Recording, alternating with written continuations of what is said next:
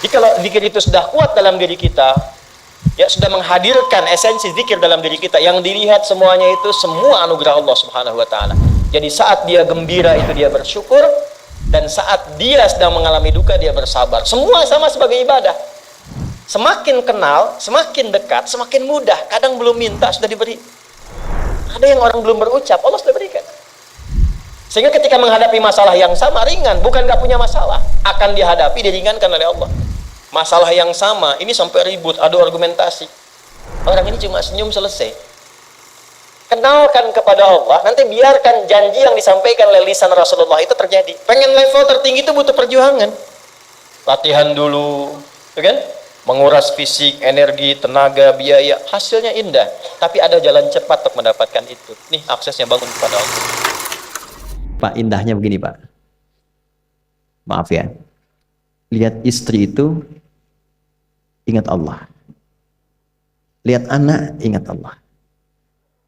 Ibu lihat suami, ingat Allah. Kalau melihatnya begitu, maka substansi berumah tangga itu nikmat rasanya, dan tanggung jawab itu melekat pada diri kita untuk terjaga dalam kebaikan.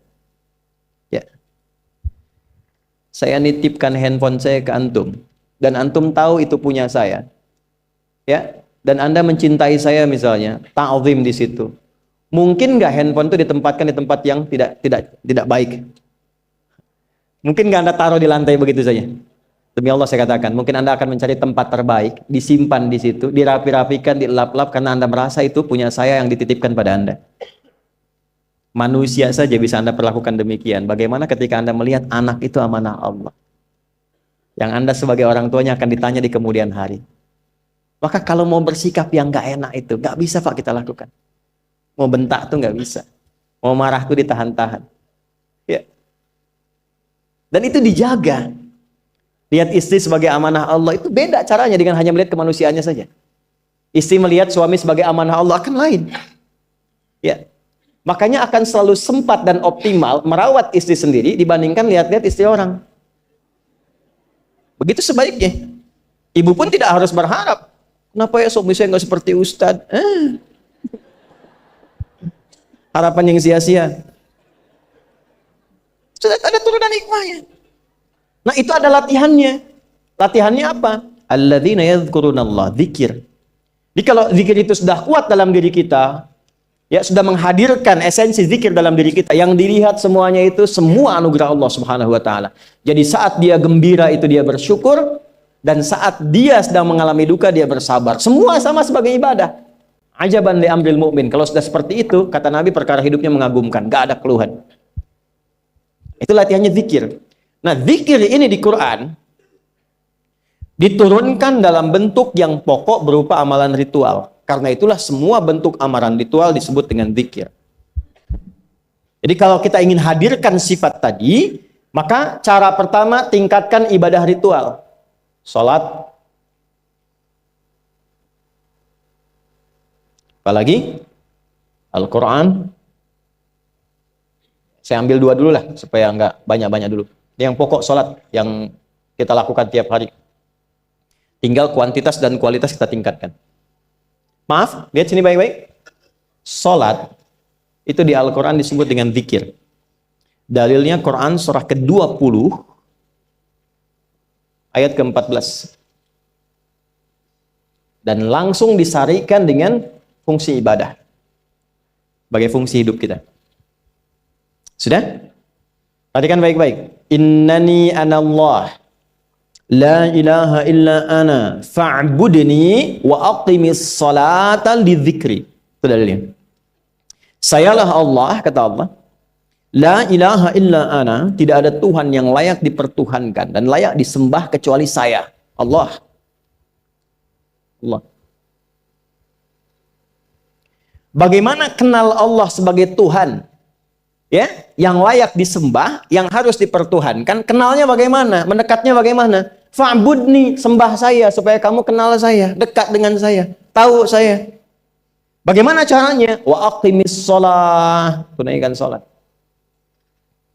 Jadi kalau pengen dekat dengan Allah, terkoneksi kepada Allah, tersambung, punya sifat tawakal yang kuat, nih tingkatkan salatnya, tambah.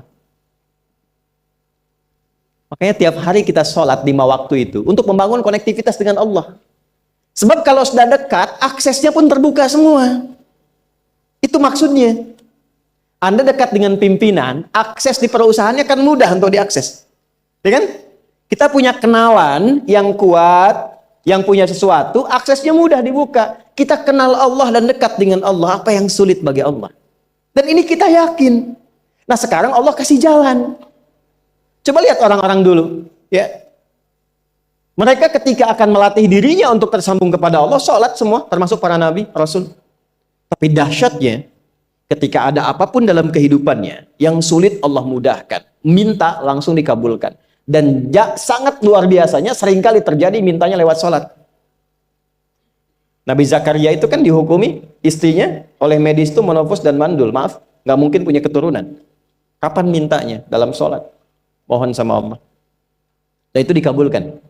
Dan diabadikan di Quran dengan surah yang sama, Ali Imran ayat 38 sampai 39. Hunalika da'a Zakaria rabbah qala rabbi habli min ladunka dzurriyyatan thayyibah innaka sami'ud du'a. Ya Allah, mereka mengatakan aku nggak mungkin punya keturunan.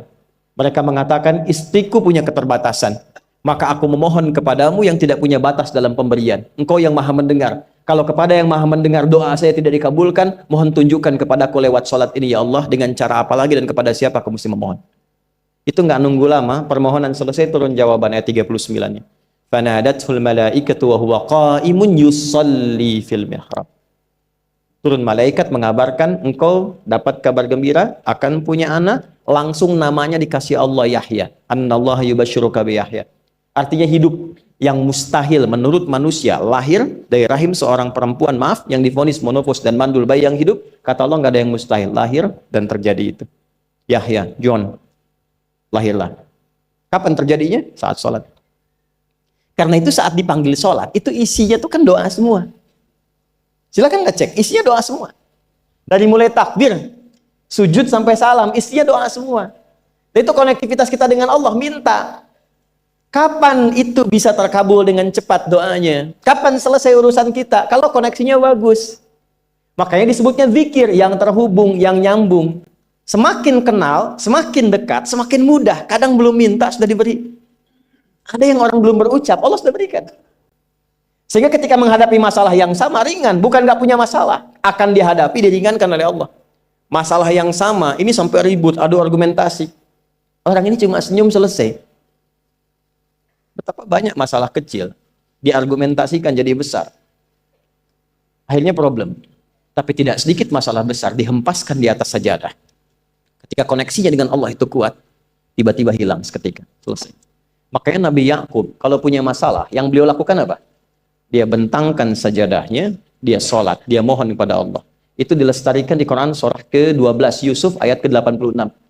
Aku tuh kalau sedang punya masalah apapun, ya aku bangun konektivitas dengan Allah. Innama ashku bathi wa huzni ilallah. Saya curhatnya cuma sama Allah. Ini Pak, ini bagian pertama. Nah, jadi kalau ingin semakin kuat, sampai ada masalah diringankan, mau kerja dibukakan pintunya, itu ada jenisnya. Yang pokok ada 5 waktu, 17 rakaat. Yang detil itu ada pada sunnahnya. Dan itu hebatnya dalam Islam. Dijelaskan caranya, disebutkan tujuannya, dan diterangkan hikmahnya. Contoh. Kita sekarang jam berapa? Jam 9.20. Di waktu saat ini ada waktu sholat disebut dengan sholat duha. Duha itu dibagi 3. Ada awal duha, penguat zikir, pengganti seluruh bagian zikir di tubuh kita, yang disebut dengan syuruk. Itu kurang lebih jaraknya 1 jam setelah subuh. Jadi kalau tadi 4.45, ya 5.45 menjelang jam 6 itu masuk syuruk. Setelah itu masuk ke jam 8 sampai ke kurang jam 10 itu pertengahan duha. Pertengahan duha. Apa fungsinya? Di antaranya mempermudah rizki. Di antaranya. Bilangannya berapa? 2 sampai 4 rakaat bisa dikerjakan. Ya, dan harapannya apa? Bukan pada rizkinya. Ya, jadi jangan sampai motifnya cuma sekedar keduniawi, kurang tepat.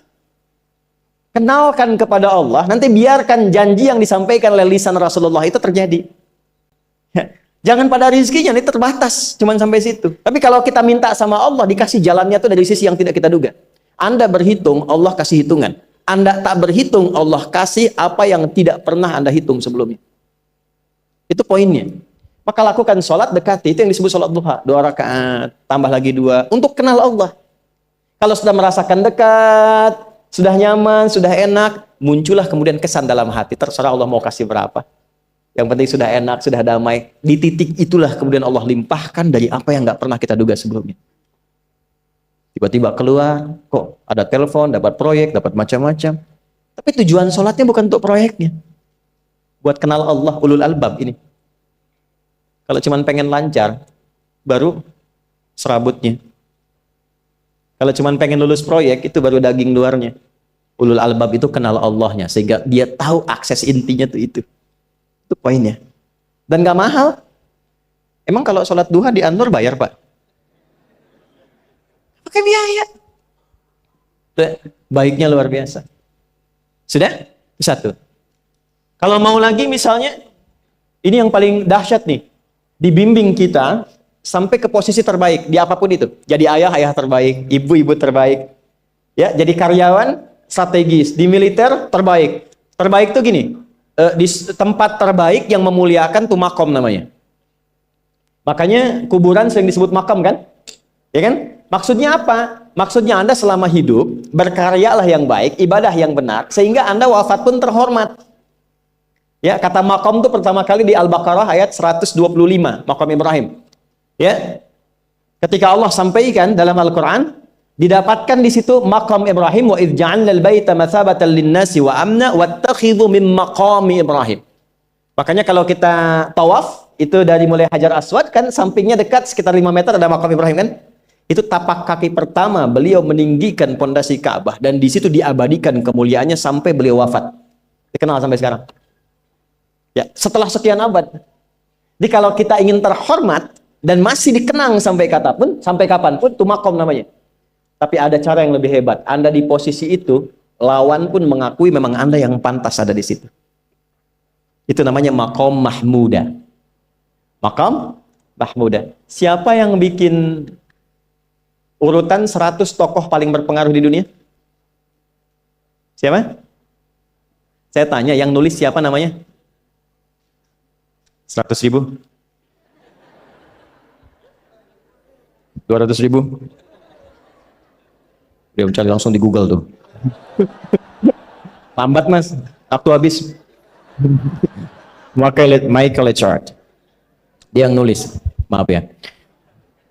Urutan pertamanya siapa? Muhammad SAW. Yang nulis itu muslim atau bukan? Kok bisa tergerak hatinya untuk menempatkan seorang nabi muslim di tempat pertama? Saya tanya begini, kenal Abu Jahal nggak? Ya Allah, makin siang nih nggak fokus nih. Saya kira cuma di Bengkali saja yang kenal Abu Jahal, sini kenal juga. Baik, Abu Jahal itu, apakah orang ini tidak kenal Nabi? Orang ini tahu, kalau saya sebut orang ini berarti kurang bagus ya. Kalau saya sebut beliau berarti baik ya. Abu Bakar saya sebut beliau, Abu Jahal orang ini. Maksudnya Abu Jahal. Apakah orang ini tidak tahu kalau Nabi itu mulia? Nabi unggul. Nabi hebat kan? Jadi mengakui sebetulnya Nabi unggul. Dan gulat dengan Nabi itu dalam olahraga kalah. Dia tahu Nabi itu kuat. Ya. Di dalam cinta juga tahu Nabi paling unggul. Abu Jahal melamar Sayyidah Khadijah ditolak, Nabi nggak lamar, Sayyidah Khadijah minta dilamarin.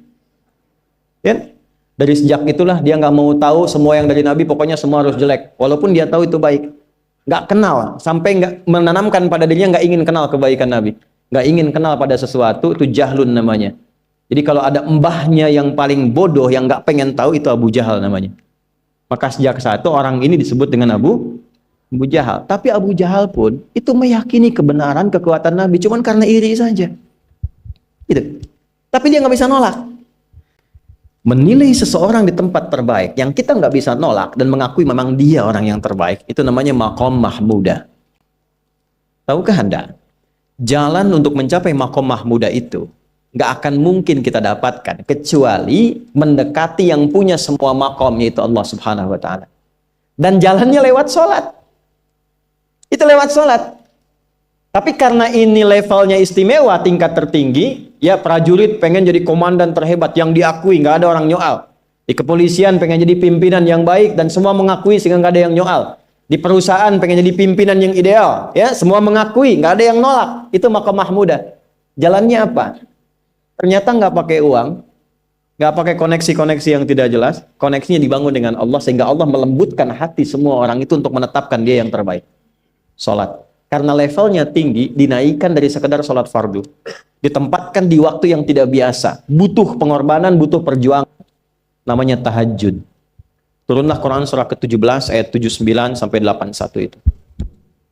Quran surah 17 ayat 79 sampai 81. Ini poinnya. Wa minal laili fatahajjad bihi nafilatan laka asa ayyab'athaka rabbuka maqaman. Ini kan terjadi keanehan kan, ironinya. Anda pengen sukses, pengen tertinggi, Anda tahu Allah penentunya, Anda tahu Allah yang punya rizki, Allah punya kekuasaan, tapi Anda nggak mendekati Allah. Terus yang dipakai cara-cara salah, kenapa harus korupsi? Kenapa harus nyogok? Kalau SK-nya nggak Allah tetapkan, nggak akan turun juga. Dan sudah hukum, kalau ayah berbuat maksiat, itu anak istri pasti kena. Itu udah hukum. Makanya saya mohon deh, ya para ayah itu kalau mencari nafkah, cari yang benar. Kasihan anak Anda yang di SD. Harus berhenti sekolah. Maaf, bukan anak Anda, maksudnya anak orang lah. Kenapa harus korupsi? Maka ketika ada tawaran sogokan yang nggak bagus, tuh yang dibayangkan tuh itu bukan cuma proyek jalan dapat uang banyak, tuh anak-anak tuh bahaya. Ke sekolah disebut anak koruptor, sedih. Istri nggak sanggup keluar belanja. Tuh pikirkan, itu sudah hukum.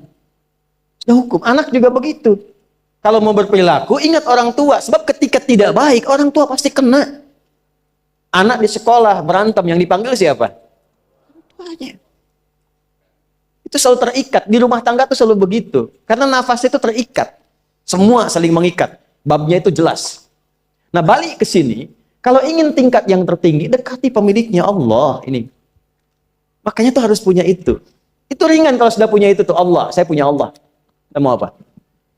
Takut hidup. Nabi ditodong pakai pedang. Siapa yang menyelamatkan Muhammad sekarang? Ringan Nabi jawab, Allah. Jatuh pedang.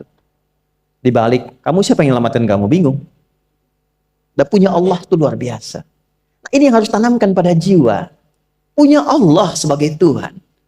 Kalau sudah dekat, kenal, baik dengan itu, akses mudah semua. Dan yang paling indah itu apa? Menerima apa yang Allah tetapkan. Hari ini nggak dapat, alhamdulillah. Saya masih dikasih jalan. Alhamdulillah, besok belum dapat. Ada akumulasi, paham. Paham. Nah, itu nggak mungkin bisa dapat rasa itu. Salah satunya, ikhtiarnya apa? Nih, tahajud. Dan hebatnya kenapa sholatnya disebut tahajud? Tidak disebut sholat hajat. Ada hajat, ada tahajud, beda. Hajatun, hajada, hajadun, ada tahajjada ya tahajjud, tahajud. Beda. Tahajud, di situ aja. Ini sengaja nggak saya hapus nih. Mana staf saya? Oh, foto nih ya. Saya hafal insya Allah. Tahajud. Asalnya dari kata hajada, begini, ha, jim, dal. Ditambah ta di depannya, lalu ada tasydid sebelum akhirnya. Nih. Ini akarnya 3 huruf, ha, jim, dal. Hajada itu asalnya bangun dari tidur malam. Tidur dulu, lalu bangun setelah itu. Itu hajada. Pelan-pelan. Paham sampai sini? Kita teruskan.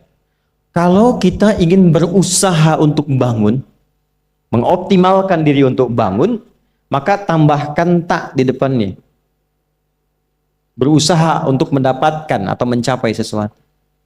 Kalau yang kita akan lakukan itu tidak mudah, nggak gampang bangunnya, sehingga butuh rencana, butuh persiapan, ya kan? maka tambahkan tasydid sebelum huruf akhirnya. Dari kata syiddah, apa yang mau dikerjakan ini nggak mudah. Memang pengen bangun itu jam 3. Tapi kan nggak tiba-tiba ujuk-ujuk bangun jam 3, belum tentu. Ya kan? Kita harus rencanakan dulu supaya bisa bangun, saat bangun tuh siap, bukan cuma bangun. Bangun jam 3, salatnya 4:30, ya kan jauh. Maka untuk bangun jam 3 itu butuh persiapan, nih syiddah. Maka rencanakan, pasang alarm 3 kali. Misal yang ikhtiarnya jam 2, jam 2.15, jam 2.30. Alarm jam 2 untuk mematikan alarm yang kedua. Gitu kan? Yakin saya Anda kalau pasang alarm malam tuh nggak satu, yakin? Bangun, ceklek, mati. Minimal ingat akan ada alarm berikutnya kan? Nah, itulah tak. Allah itu sudah tahu modus-modus kita itu. Karena alim maha mengetahui. Detailnya kan kita lakukan kan Allah sudah tahu. Alarm yang kedua membangun kesadaran paripurna. Peringatan kedua. Kalau pengen bangun, bangun, enggak tertidur. Maka ketika sampai pada alarm ketiga, sudah sadar kita. Oh. Bapak Bu, alhamdulillah. Lebih baik telat daripada enggak sama sekali. Bangun. Nah, ini. Kalau kita tarik ke implementasi hidup, pengen level tertinggi itu butuh perjuangan. Latihan dulu, kan? Menguras fisik, energi, tenaga, biaya, hasilnya indah. Tapi ada jalan cepat untuk mendapatkan itu. Nih aksesnya bangun kepada Allah. Gitu. Kalau kita tingkatkan ini, itu luar biasa. Jadi itu. Jadi. Nah, kalau ini terus ditingkatkan, terus tingkatkan, nanti membangun value yang terasa. Ada nilai-nilai yang terasakan, kita merasa lebih dekat dengan Allah. Yang biasanya tadi dipanggil azan baru ingat sekarang, baru selesai subuh udah ingat isya. Nanti isya bagaimana? Gitu kan urutkan. Tapi tetap zuhur juga, zuhur, asar, maghrib, isya. Waktunya kenal jam berapa, jam berapa, jam berapa. Bahkan dipetakan, saya nanti akan ke sini, masjid yang terdekat di situ. Jadi lihat peta itu, ya lihat peta jalan. Saya nggak sebut nama supaya nggak endorse. Itu lihat peta jalan. Itu dia petakan, saya akan sampai di situ jam berapa, durasinya berapa, masjidnya di mana. Kalau tertinggal di situ, di sini saya sholat Jumatnya. Sampai ke situ. Nah, value yang membuat kita semakin meningkat dekat dengan Allah, itu takwa namanya. Takwa. Disebutkan sebanyak 240 kali dalam Al-Quran. Nah, intinya itu ini nih. Jiwa takwanya. Kalau ini sudah ada, Allahu Akbar. Silahkan Anda keluarkan semua kata-kata takwa di Quran. Tidak ada kecuali yang indah semuanya. Quran surah 65. 65 itu babnya bab tolak. Surahnya At-Tolak. Tolak itu persoalan terbesar di rumah tangga. Nggak akan bisa terjadi yang demikian itu kalau ada takwa di dalamnya. Nyambung. Kalaupun mesti terjadi, itu spirit takwa mengarahkan pada yang terbaik. Makanya di ayat kedua di ujungnya, sampai ke ayat 3, apa yang terjadi? Di rumah tangga itu kan cuma 2 babnya. Satu masalah dari komunikasi, yang kedua materi. Perhatikan. Wa may yattaqillaha yaj'al lahu makhraja wa yarzuqhu min haitsu la. Siapapun yang mampu meningkatkan takwanya kepada Allah. Pakai man tuh, setiap personnya. Suami, istri, ayah, ibu, anak, satu keluarga mencoba meningkatkan takwa. Dia tahajud, bangun semua ingatkan. Bangun semua tahajud, salat duha, yuk ingatkan dimanapun. Alhamdulillah. Apa yang terjadi ketika dilakukan? Apa jawab Allah? Yaj'al lahu makhraja. Enggak pakai alif lam, makhraja. Masalah apapun yang engkau alami. Suami berangkat ada masalah. Ada masalah umum yang semua orang mengalami itu. Tapi yang ini enggak. Kena macet, ada macet, dia mau berangkat, tiba-tiba diarahkan, jangan lewat situ Pak, macet, Bapak kesini aja. Ya. Pak ikut kami saja Pak, tiba-tiba patwal datang, ayo ikut. Ya, itu bisa terjadi. Wa yarzuqhu min haitsu la yahtasib, bahkan rezekinya pun itu datang dari sisi yang enggak diduga. Enggak nyangka ya, emang enggak sangka datangnya. Ya, habis sholat, tiba-tiba telepon masuk, belum selesai proyek, ini ada permintaan itu. Beda istidraj dengan takwa itu lain. Kalau istidraj itu bertambah tapi lupa Allah. Hati-hati. Proyek nambah, sholat lupa. Hati-hati. Hati-hati ya. Pekerjaan menambah, omset nambah, tapi nggak pernah bisa ngaji. nggak pernah mampu sholat. Hati-hati itu. Dan paling bahaya kalau itu nambah terus sehingga membuat lupa semua ibadah. Itu istidraj namanya. Istidraj. Ancamannya akhirat tuh, hati-hati. Segera ingat, segera ingat. Tapi kalau semakin nambah, semakin ingat Allah, itu anugerah. Karena Allah telah menilai hamba ini paham menjalani kehidupan, sehingga dia ngerti. Makanya Utsman, Abdurrahman bin Auf, setelah masuk Islam, hartanya makin nambah. Karena kenapa? Karena telah dinilai layak mengelola harta, paham cara mengelolanya. Dapat segini, alokasikan ke sini. Dapat segini, alokasikan ke sini. Pak, di mana logikanya? Ada 600 truk hasil usaha. Bapak punya 600 perusahaan. Satu perusahaannya itu bergerak di bidang misalnya logam mulia. Ya, ada emas, ada berlian, ada macam-macam dan sebagainya. Satu kali, Anda berhasil mendapatkan kurang lebih 600 truk logam mulia di dalamnya. Mau datang kemudian ke tempat Anda di jalan. Tiba apa yang terjadi? Ada komen tetangga kepada Anda. Misal, komennya nggak langsung, cuma ke teman tetangga Anda dengar. Waduh, Pak Asep hisabnya luar biasa kayaknya ya. Hisabnya, bukan berliannya. Hisabnya luar biasa, terus nyampe di telinga Anda. Kira-kira ketika mendengar itu respon Anda apa? 100.000? Bingung kan? Bingung. Lihat Abdurrahman bin Auf, jazakallahu khair. Datang 600 kafilah pakai unta. Isinya semua emas, berlian, perak, macam-macam. Heboh Madinah, bum bum bum bum bum bum bum. Tiba-tiba Sayyidah Aisyah komen radhiyallahu taala anha. Beliau kan yang terdekat dengan Nabi, satu istri Nabi SAW. Jadi kalau sudah ring satu Nabi, ada yang komen, kita tuh cuma 3 sikapnya. Like, share, and subscribe. Gak usah ikut komen lagi. Sukai, share, subscribe. Ikuti jalannya. Apa komennya? Secara singkat, kama qalat. Aku pernah mendengar Nabi SAW mengatakan, Abdurrahman bin Auf itu agak lambat hisabnya. Ya, selambat-lambatnya cepat juga dibanding kita kan? Ya? Maksudnya apa? Ingin menggambarkan betapa banyak kekayaannya. Scan, checklist, semua. Ketika mendengar komen itu, apa kata Abdurrahman bin Auf? Saya jadikan semua yang baru datang itu saya sedekahkan semua untuk orang Madinah. Supaya mempercepat hisabnya itu. Saya sedekahkan semua. Bisa nggak begitu?